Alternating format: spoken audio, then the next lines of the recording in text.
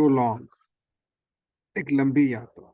हम किस गली जा रहे हैं हमें ये बात शायद नहीं पता। हम केवल चले जा रहे हैं। एक जीवंत उदाहरण डॉक्टर ललित अरोड़ा ने यहाँ पर प्रस्तुत करने का प्रयास किया है। मैं एक बार गुड़गांव के ट्रैफिक में फंसा हुआ था। जी, ये अपने आप में बताने लायक हादसा ही है, और जिस किसी ने भी भोगा है वो समझ सकता है कि मैं किस पीड़ा की बात कर रहा हूं। खैर, मैं गाड़ी से निकला और बाहर अंदाजा लगे। तौबा, हाल ये था कि हद ए निहाग, हद कार ही कार, एक के पीछे एक गाड़ियां, उनमें बैठे ड्राइवर और उनके चेहरे पर आती जाती खींच, गुस्सा, जुबान पर तराशी हुई चुनिंदा गालियां सरकार को, उसको, इसको और ना जाने किसको। मैं वापस अपनी कार में बैठा और सबसे पहला ख्याल यह आया कि यहाँ चारों तरफ जो लोग अपनी गाड़ियों में खींचे हुए बैठे हैं, इनमें से कितनों के सपने रहे होंगे और कितनों ने अपने सपने को जिया होगा। बाय गॉड, वहां कुछ ऐसे चेहरे दिखाई दे रहे थे जिन्हें देख के लगता था कि वे जी कर अपने ऊपर ही कोई एहसान कर रहे हैं। ऐसे लोगों को देखकर कसम से इधर बाएं साइड सीधा दिल के दर्द होता है। पूछो क्यों? क्योंकि मुझको उन चेहरों में टूटे हुए, भूले हुए सपने दिखाई देते हैं। अब ये लोग बिना किसी सपने के ही जी रहे हैं। कोल्हू के बैल की तरह सुबह सुबह उठते हैं, कहीं किसी और भागते हैं, रात को वापस आते हैं, खाना खाते हैं, सो जाते हैं, और सुबह फिर वही कोल्हू के बैल की तरह रूटीन शुरू। इसे ही मैं लक्ष्य रहित जीवन कहता हूं। आपको पता ही नहीं कि आप जीवन में किस ओर जा रहे हैं। सपना देखना जरूरी है, लेकिन उस सपने की ताबीर करने की कोशिश उससे भी ज्यादा जरूरी। जो लोग अपने आप और अपने सपने के बीच एक पर्दा डाले रहते हैं, वो किसी ना किसी डर का शिकार होते हैं। मेरा स्कूल के समय का एक दोस्त साइंटिस्ट बनना चाहता था। मिडिल क्लास परिवार से था। बड़े हुए और अलग कॉलेज में पढ़ने लगे और जीवन की प्राथमिकताएं बदलने लगी। मेरा जो दोस्त साइंटिस्ट बनना चाहता था, अब एक अदद नौकरी पाना ही उसका लक्ष्य था, जिससे वो अपने सपने को पूरा करने लायक पैसा कमा सके। Life, you see, stream all out balance. Life, you see, it's all about chances. करीब 5 साल बाद उसके परिवार ने उसे शादी करने के लिए कहा। वो भी उसने कर ली, क्योंकि वो अपने माता पिता को ना नहीं कह सकता था। गर्लफ्रेंड वगैरह भी थी नहीं। कोई तो हो सकता वो भी वजह रही हो एकदम हाँ कहने की।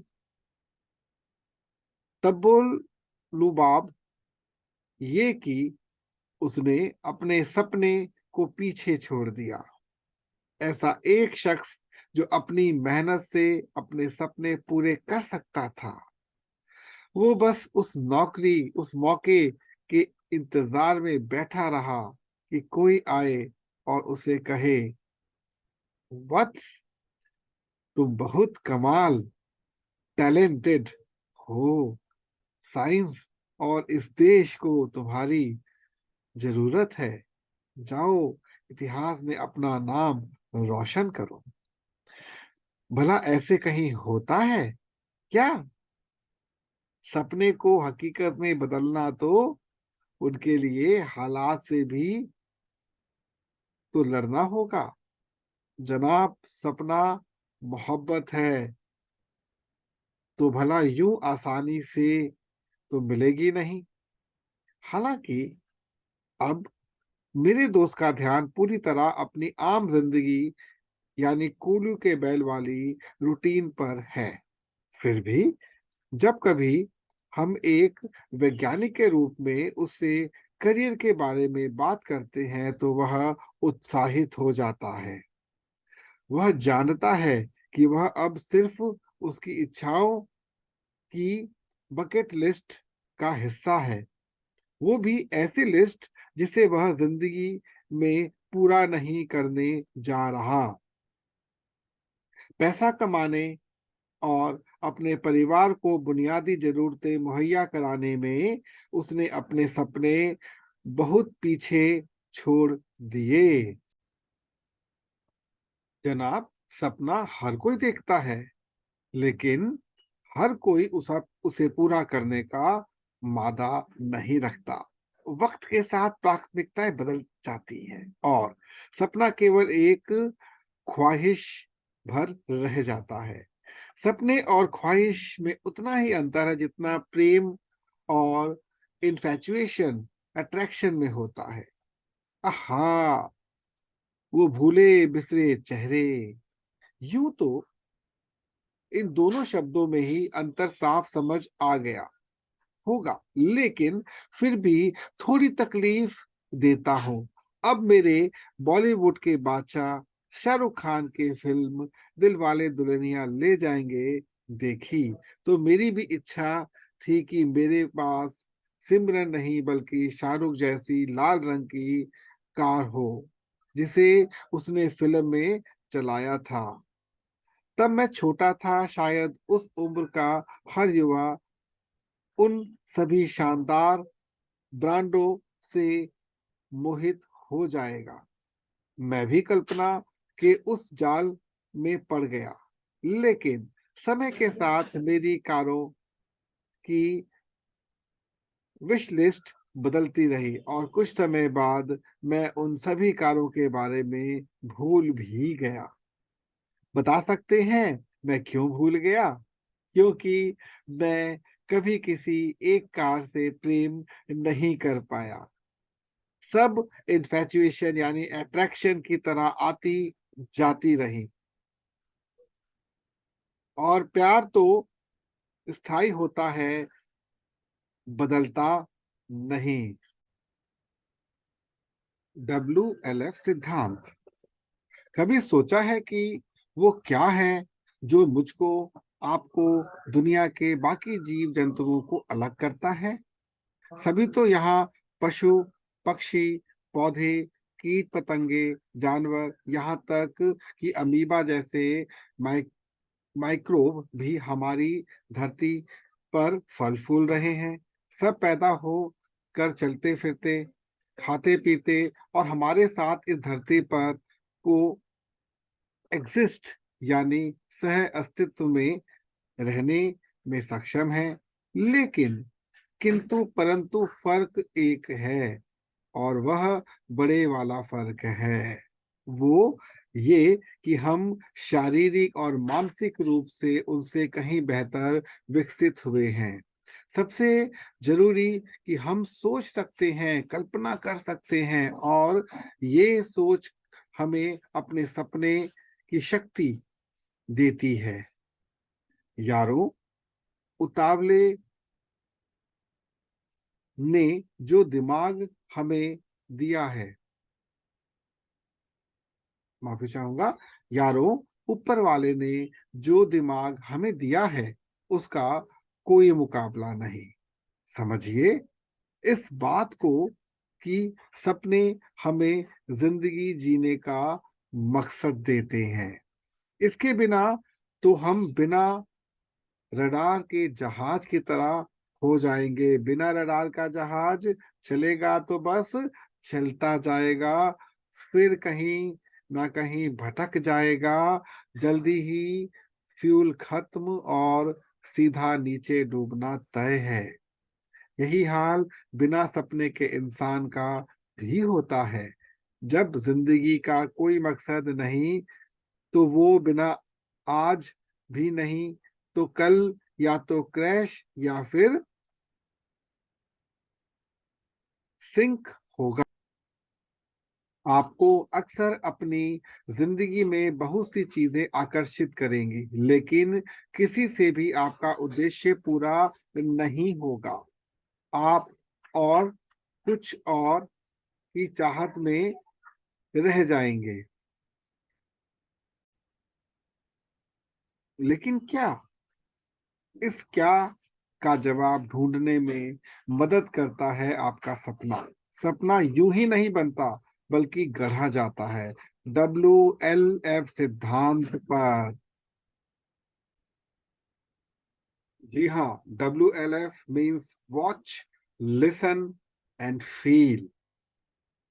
हम क्या देखते हैं, हम क्या सुनते हैं, हम क्या महसूस करते हैं।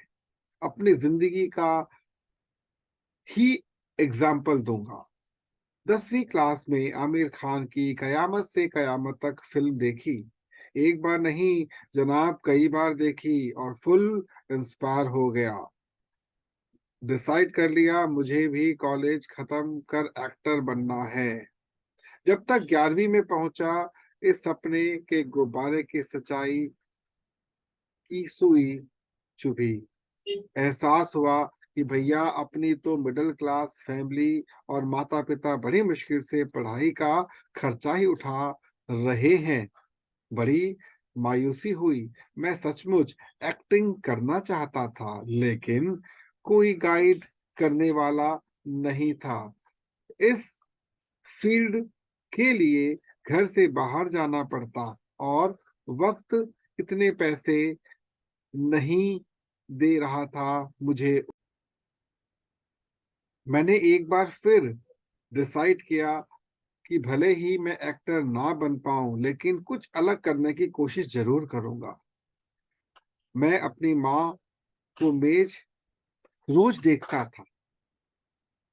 वो पिताजी का लंच बॉक्स पैक कर एक भूरे रंग के डाइनिंग टेबल पर रोज उसी जगह रखती। पिताजी रोज दफ्तर जाते हुए वहां से लंच बॉक्स उठाते और शाम को वापस उसी जगह रख देते। कभी कभी तो लगता कि वो डिब्बा इधर उधर रखने पर खुद ही सरक कर चला जाता होगा टेबल के उस हिस्से तक। सच कहूं, दिल दुखता था अपने पिताजी की को देखकर। वो हम सब के लिए कोलू के बैल बने हुए थे। इतना दुख होता था कि सोच लिया उनकी राह पर नहीं चलूंगा। मैंने खुद से वायदा किया कि मैं नौकरी नहीं करूंगा। ये बात मैंने खुद से कई दफा कही। रोज रोज दोहराने से मेरे दिमाग में कहीं छप गया कि भैया कोलू का बैल नहीं बनना। लेकिन मेरे परिवार को छोड़कर आसपास के लोग इस बात को स्वीकार नहीं कर पा रहे थे।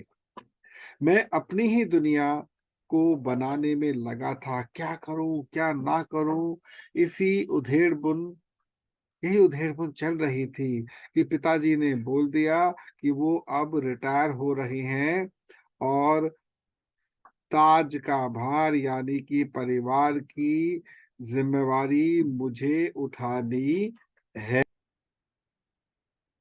जिम्मेदारी की दिक्कत नहीं थी, पर अपन तो डिसाइड किए हुए थे ना कि नौकरी नहीं करनी।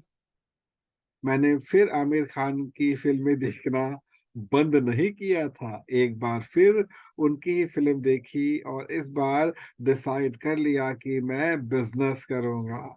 अब मैं एक्टर तो नहीं बन पाया था, लेकिन स्टेज के लिए मेरा आकर्षण कम नहीं हुआ था। बहुत से विभिन्न उद्योगों के बारे में जाना, समझा और फिर निश्चय किया कि मैं स्टेज और एंटरप्रेन्योरशिप को मिलाऊंगा। एक प्रशिक्षक यानी एक ट्रेनर बनूंगा। समय बीतने के साथ अपने करियर में मैंने बहुत कुछ सीखा, पैसे कमाए, पैसे गंवाए, दिवालिया भी हुए और फिर उठ खड़े भी हुए।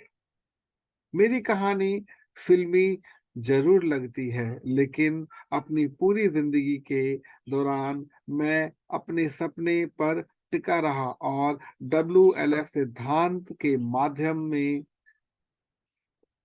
एनालिसिस करता रहा।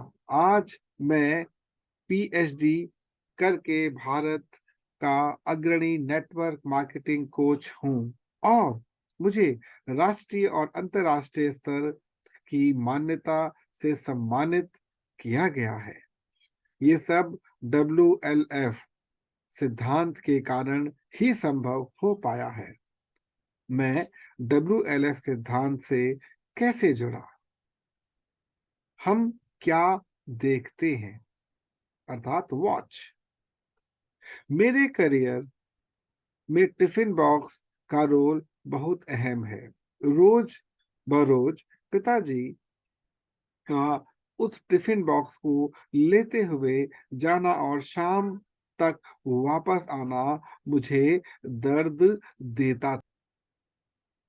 लेकिन इस दर्द ने मुझे ये समझाया कि मुझे क्या नहीं करना चाहिए।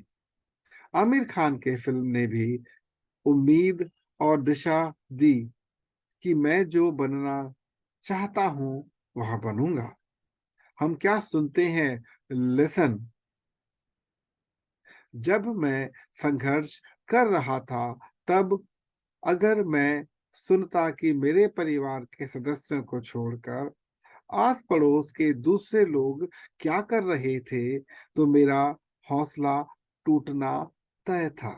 शायद मैं अपने सपनों को अनफॉलो कर देता और बाकियों की तरह उसी काम आम रास्ते पर चलता।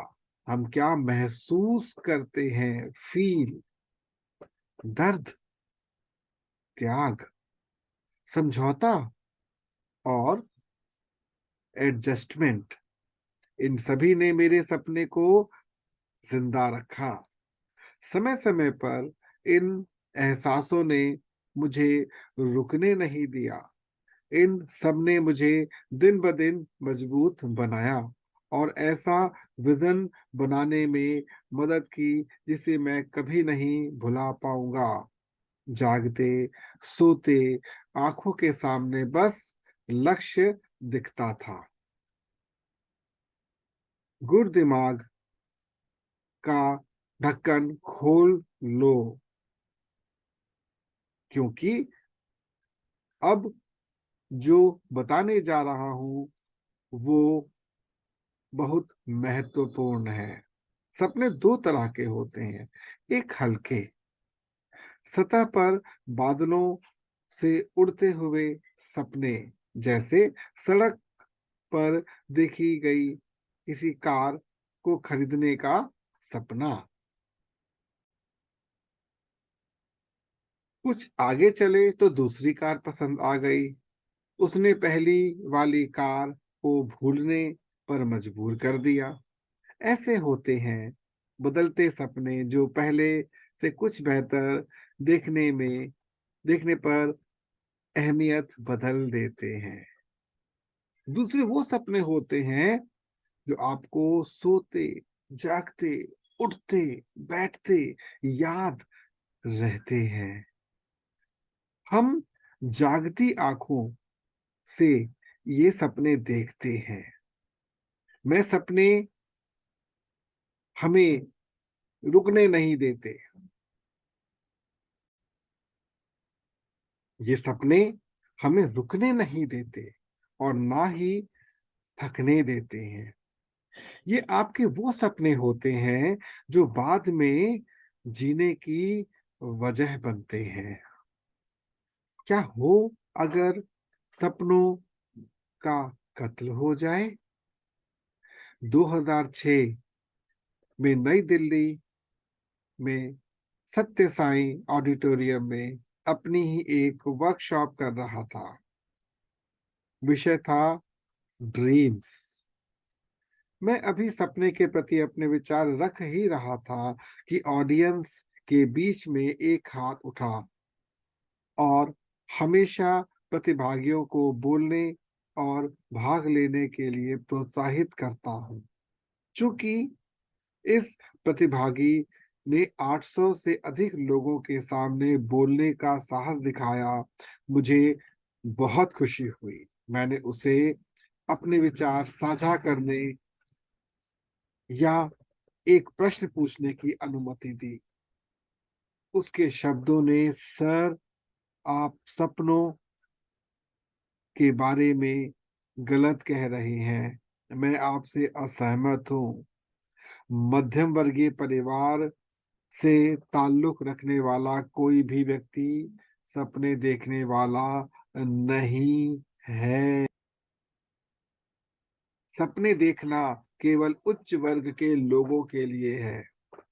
अंबानी, टाटा और बिरला, जबकि आम आदमी जब भी कोई सपना देखेगा वह उसे पूरा नहीं कर पाएगा, क्योंकि वह केवल अपने परिवार के लिए पैसा कमाने, उनकी देखभाल करने और अपने कार्यों के प्रति जिम्मेदार होने के लिए संघर्ष ही करता है।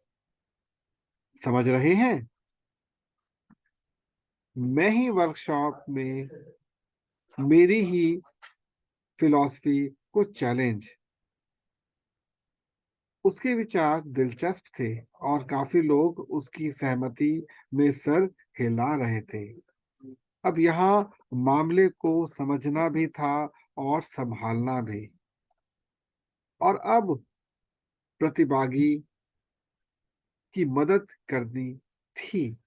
मैंने उसे आगे बात करने के लिए स्टेज पर आमंत्रित किया। याद दिला दूं कि ये सब 800 लोगों के बीच हो रहा था। स्टेज पर उस व्यक्ति ने मेरा पहला उस व्यक्ति से मेरा पहला सवाल था, दोस्त, क्या आपका कोई सपना था? और था तो क्या था? उसने कहा, हाँ, मैं चार्टेड अकाउंटेंट बनना चाहता था। मैं तब स्कूल में पढ़ रहा था और मेरा एक रिश्तेदार सीए था। उनके पास एक कार थी और उनका सपना 4 बीएचके का घर भी था। मैं उनके जैसा बनना चाहता था, लेकिन 10वीं कक्षा के बाद मैं धीरे धीरे उस सपने को भूलने लगा, खासकर जब मैंने गणित विषय में अपने प्री बोर्ड और बोर्ड के अंक देखे। मेरे परिवार ने मुझे सीए बनने का विचार छोड़ने का सुझाव दिया।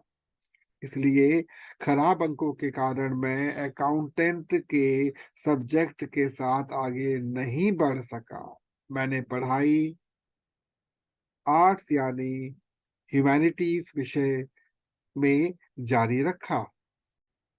मैंने मैंने 12वीं कक्षा में कम अंक प्राप्त किए, क्योंकि मुझे आर्ट्स स्ट्रीम में बिल्कुल भी दिलचस्पी नहीं थी। कम अंक के कारण मुझे अच्छे कॉलेजों में प्रवेश नहीं मिल रहा था।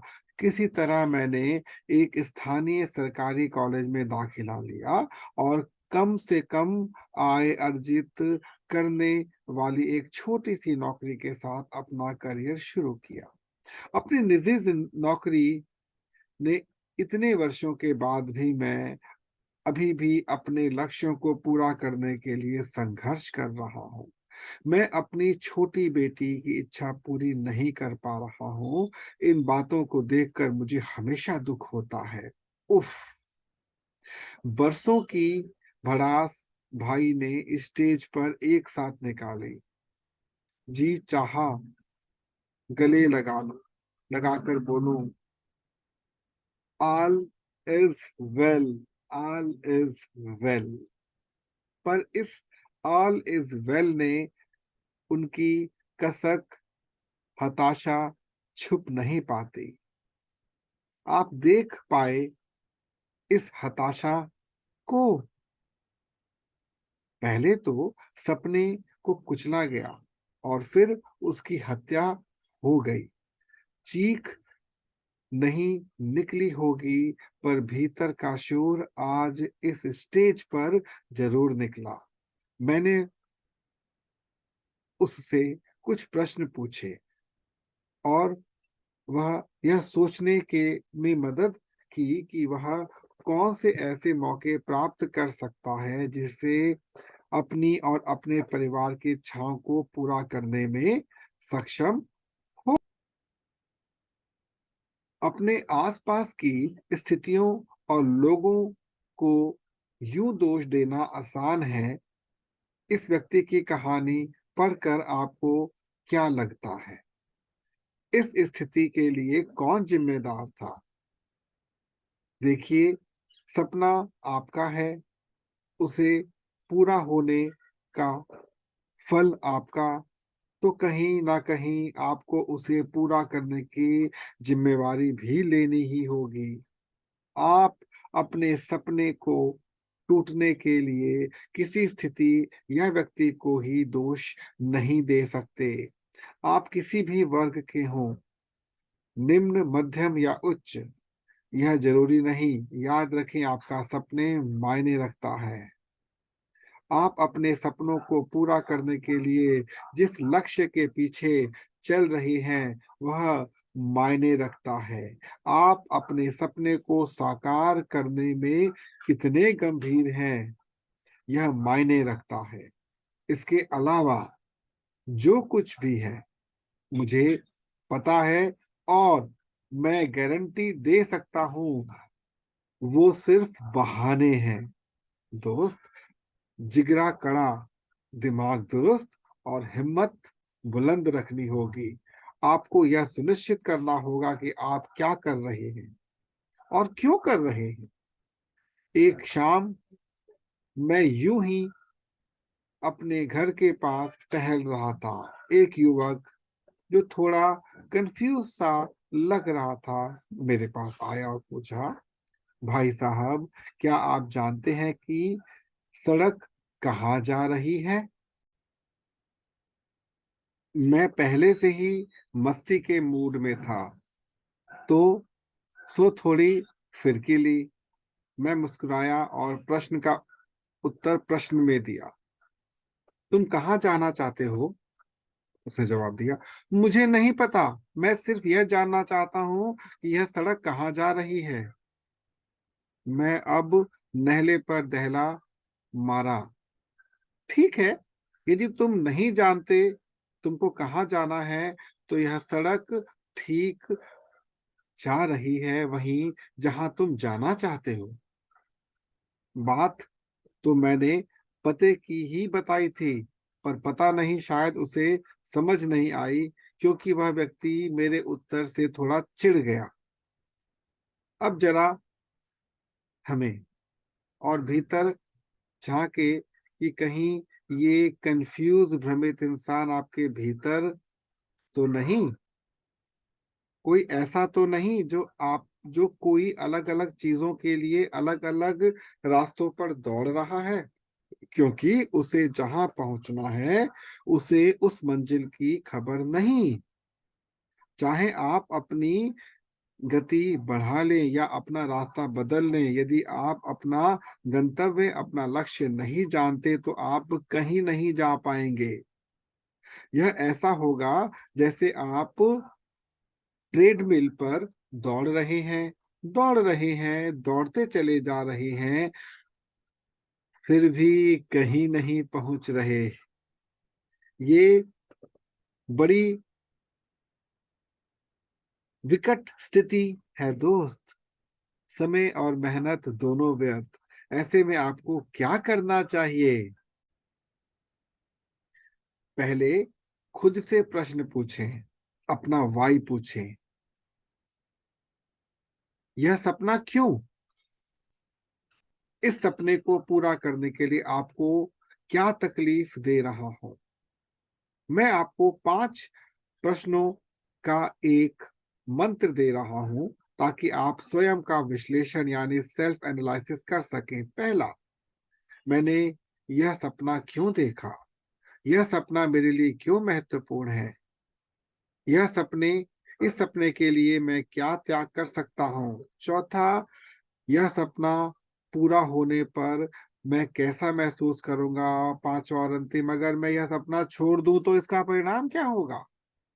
एक बार जब आप इन सभी पाँचों प्रश्नों के का उत्तर दे देंगे, तो आपको एक सटीक दिशा मिल जाएगी और कि आप कहाँ जा रहे हैं। क्या आपके पास पहुँचने के लिए कोई गंतव्य है? या बंधु आप बस ट्रेडमिल पर दौड़ रहे हैं? विचार करेंगे? मित्रों, यहाँ पर प्रोलॉन्ग की यात्रा समाप्त हुई। आशा करता हूँ आपको अच्छी लगी होगी। अपने कमेंट के द्वारा मुझे बताइएगा यदि आपने मेरे इन वाक्यों में कहीं पर कुछ त्रुटि या कमी देखी होती तो बताइएगा और अगले अध्याय की कृपया प्रतीक्षा कीजिए। आपका बहुत बहुत धन्यवाद।